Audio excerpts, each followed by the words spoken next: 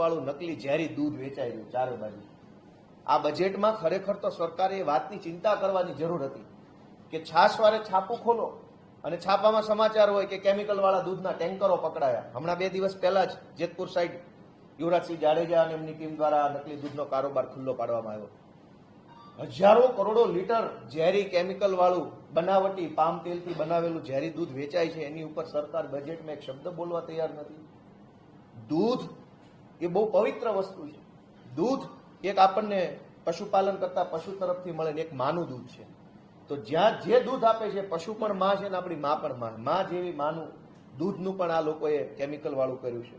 ત્યારબાદ dispensing machine મૂકવામાં આવશે. ગરીબોને સમયસર અનાજ તો મળતું નથી.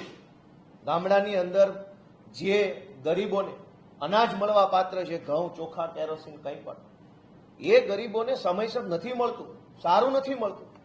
હવે પાછી સરકાર એવું કહે છે કે ઓટોમેટિક ડિસ્પેન્સિંગ મશીન આવશે. એટલે ગામડાનો અભણ ખેડૂત ગરીબ જે છે એ દુકાને જશે, ત્યાં એક મશીન પડ્યું હશે, એ મશીનમાં આમાં બટન દબાવવાના એટલે તરત 2 કિલો ઘઉંનો કોથળો બારો આવશે. આ શું વ્યવસ્થા થઈ? ગામમાં બસ આવતી નથી, તલાટી આવતા નથી, સારું કઈ ઠેકાણું નથી, તમે મશીનની ક્યાં કરો છો?